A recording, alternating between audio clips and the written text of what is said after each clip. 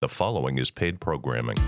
Welcome to Something More with Chris Boyd, certified financial planner practitioner and founder of Asset Management Resources, LLC, a registered investment advisor firm. We call it Something More because we like to talk not only about those important dollar and cents issues, but also the quality of life issues that make the money matters matter. Here he is, your fulfillment facilitator, your partner in prosperity, advising clients across the country, your host, J. Christopher Boyd. Welcome to another episode of Something More with Chris Boyd. My name is Jeff Perry. I'm an investment advisor representative with Asset Management Resources, and I'm sitting in for Chris this week. And we have a frequent guest has rejoining us for this episode as well. Scott Birmingham, who's our lead financial planner, chief compliance officer, is joining us for one of my favorite episodes that we have, Scott. We call it Mailbag, Ask the Advisor. We've changed the name around a little bit, but these are basically questions that have come either from clients, have been posted on our social media, things like that we kind of pull out and say, that's a good question for the radio. Of course, if we use a name or a scenario, the facts and names have been changed to protect the confidentiality of the question, but the general theme is right on point and usually something that we get more than once. So we thought that we'd go through a number of these questions and get some thoughts and advice, because if one or two people are asking us, it's likely a lot of other people who listen to these episodes are thinking as well. That's true. You ready for the lightning round, Mr. Birmingham? Sure, let's do it. Okay, not so lightning. We'll try to get into it. We'll try to get into the meat a little bit. All right. And the problem with these questions is that we don't have the ability to have the client in front of us where we can go back and forth. So the comments are intended to be general in nature and not a specific piece of advice for the entire world, right? Right. So this question is, I'm maxing out my 401k. So they're working, they have a 401k. And they're making the max contribution. Good for them. That's going to give them a nice future. Maxing out a 401k, and they're thinking about contributing to an HSA, which is a health savings account, or a Roth IRA. So they got some extra money, right? And they're wondering, which is the better choice, to put it in a health savings account or a Roth IRA? So the question is, which is a better choice, and what are some of the limitations that I should be thinking about? I'll start with the HSA. That would be the first place I would look. So if you have a high deductible savings health insurance plan through work, and then you have that option. That's a good point. So let's stop there, because that's kind of the gatekeeper, right? Yeah. Everyone listening can't have an HSA. It's not an option to them. They have to have a plan that has the high deductible feature to it, which I believe now is $1,600. Don't quote me on that. That's the last number that I knew. And so if you have a high deductible plan, you're eligible for an HSA. So tell us more about that from that point, Scott. So the benefit of HSA, it's set up to essentially let you save money for healthcare expenses. You put the money in, it grows, it's tax deductible, it grows tax deferred, and if used for healthcare expenses, then it's tax free. So it's a triple tax benefit. There's nothing else like it. So if you have that option, I would definitely use that. And so you could say, I could put money in from my health savings account, use it over the course of the next year or two. But the real benefit is to put it in there and let it accumulate tax-free for years and years. And you could use it in retirement for your healthcare expenses. Or if you were to track your expenses that you paid during your working years or wherever, and kept the receipts. So if I paid for a medical expense this year, $2,000, Yep. And I kept the receipt and paid it out of pocket, years later, I could pay myself back out of my health. Reimburse yourself. Yeah, tax-free. While it's grown tax-free over that time. So health savings accounts, depending on the one you choose, it can be in a money market, but you also have the choice to put it in investments like mutual funds. Right. That's all good thoughts. I hadn't contemplated and wasn't aware that you could go back into previous years and reimburse yourself. So that just makes it a even more favorable option. I see people, some people using it for like a savings account, a nest egg, a bucket, whatever word you want to use, Yeah. for potential long-term care as well, like self-insuring through the accumulation of capital in this account. Yeah. I mean, odds are you're going to have some big expenses in healthcare at some point. So, I'm sure you'll put it to good use. So, but either way, yeah, if you want to keep those detailed records or receipts, it could be used to reimburse yourself. So, Fidelity does this annual estimation of healthcare costs. Yeah. And it is the last one I saw, and I think Chris Boyd and I did an episode on it. It was over the average couple in retirement, if they're 65, can expect with deductibles, premiums, out of pocket, and so on, over $300,000 of healthcare costs. And that's a number that people don't contemplate. They have Medicare, they have a supplement, and they have a sense that they're going to have some out of pocket and some deductibles, but they don't realize a lot of things just aren't covered, like dental care, which gets more expensive as you get older, or more frequent when you get older, and potential long-term care. So an HSA sounds like good advice for this question. It is. When we do our financial plans, we plug in an average healthcare expense through retirement. Just to, again, you may not have it that 1 year, but it averages out to quite a number every year. So we want to kind of put that in as a buffer in someone's financial plan. Great. All right, let's move on to our next question, the mailbags. This has to do with estate planning. So I'm sure I'll have some comments in addition to yours, Scott. It says, I'm working on my estate plan and my attorney suggested a power of attorney. I'm not really comfortable giving someone else authority over my finances. Should I do this? That's not an uncommon feeling that person's having. Like, so you go into your estate planning attorney, where are my assets going when I pass? Maybe I should give someone authority to act for me if I can't with my healthcare decisions, a healthcare proxy, a living will, and then the attorney turns to a durable power of attorney. And I assume that's what this person's asking here. And what a durable power of attorney is, it says, if I become incapacitated, that's the durable part, I appoint someone, and it doesn't have to be the same person as your executor of your will or your healthcare proxy, right. But I'm appointing this person to handle my financial matters, and the attorney who's preparing it can limit it or make it broader depending on your individual needs, desires, or challenges. But in essence, you're saying, if I can't make these decisions, I'm asking you to do it. However, I think this is where the question's getting. It is durable, meaning if you lose your ability to make these decisions, someone else. But when you give someone a power of attorney, it is also valid when you are not incapacitated. True. So tell us how you feel about this, Scott. It's a tough one to labor over, but hopefully you have someone in your life, whether it's a spouse, a brother, sister, child, that you feel like you can trust to pay the bills and make some decent financial decisions. I know where we sat down with clients over the years, if they're not choosing each other and they're choosing children, they'll say, Tommy's real good with money. He's going on the financial one. And they'll jokingly say, Cindy's got a good heart. She's not going to pull the plug on us, so we'll make her for the healthcare.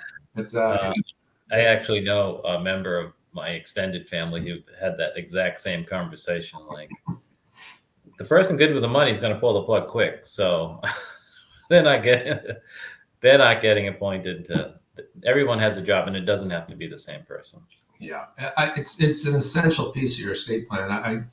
I almost had it kick into effect this summer. I had a health scare, and you did, and I didn't fully. Well, I did lose a little bit of consciousness, but it wasn't extended. But I mean, I made sure that my fiancée Christy had all my documents in place, and I didn't think it ever happened. But you want someone to pay the bills and take care of all the stuff you don't want to take care of when you're in the hospital dealing with something else.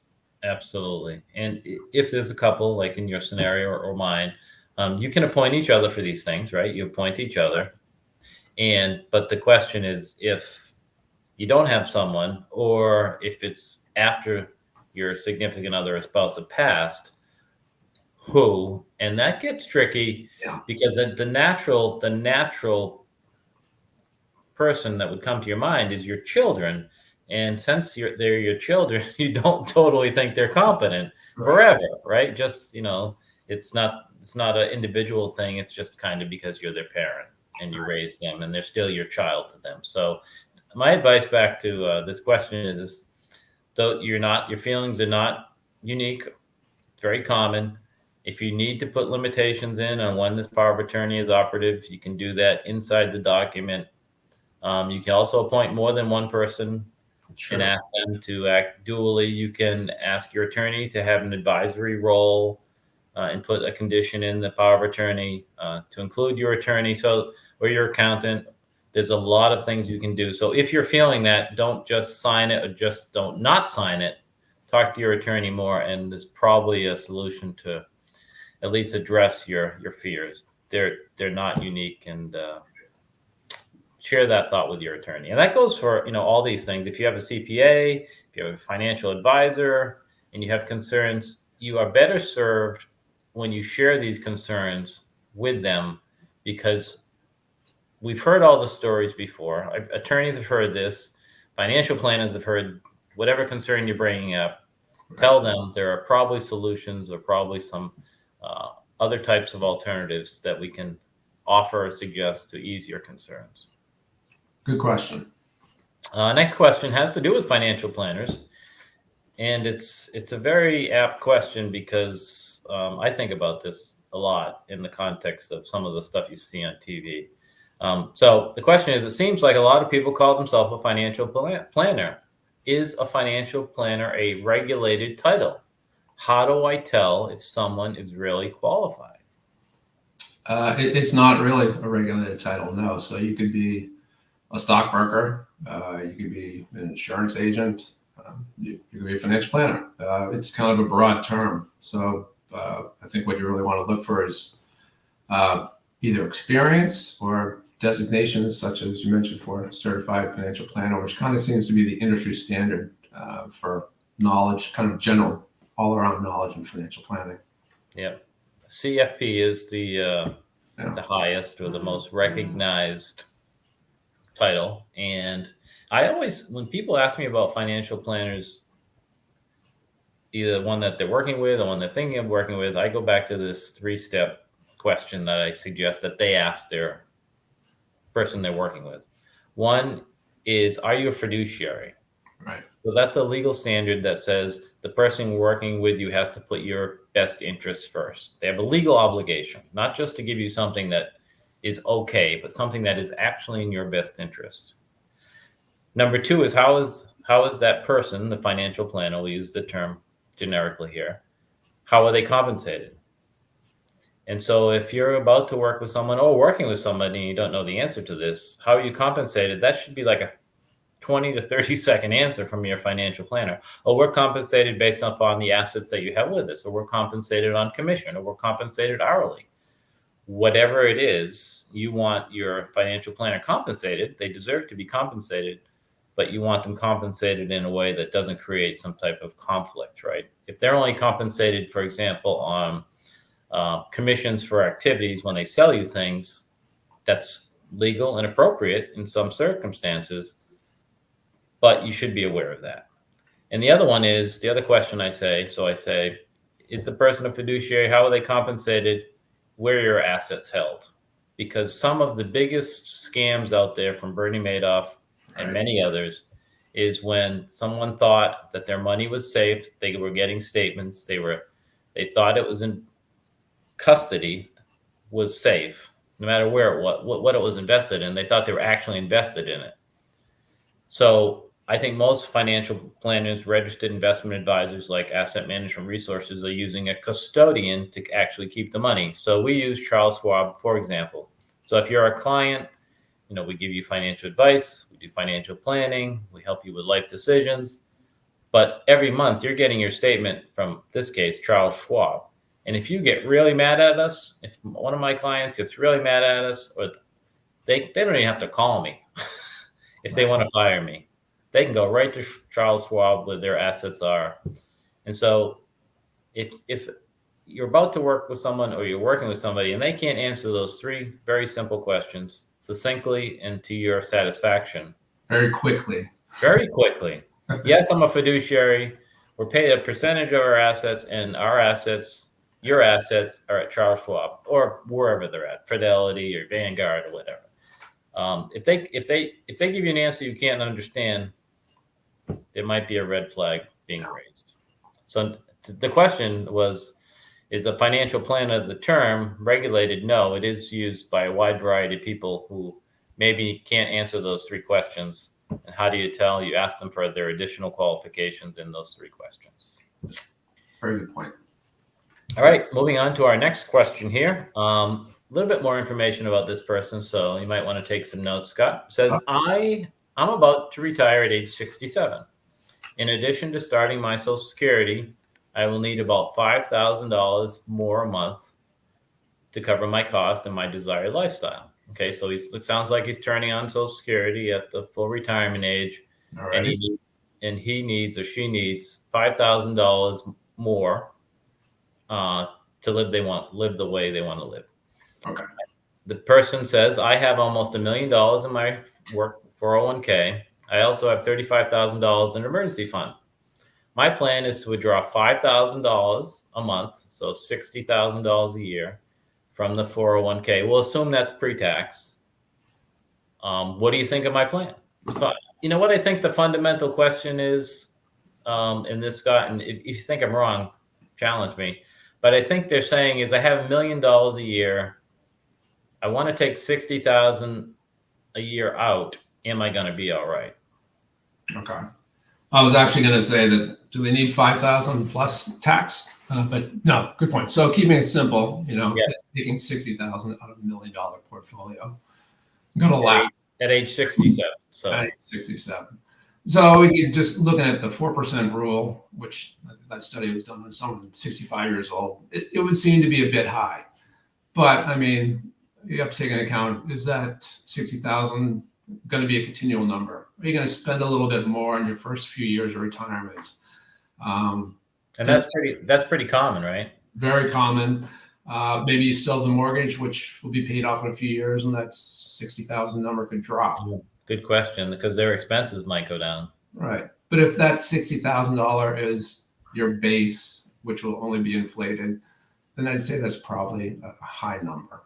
A little higher. So you referred, and I think a lot of listeners, regular listeners, know what you mean by the 4% rule, but tell us more about that for the listeners who are hearing that for the first time, because we have $1 million. So are you saying that 4% is 4% of that million, or $40,000 a year would be the 4% rule?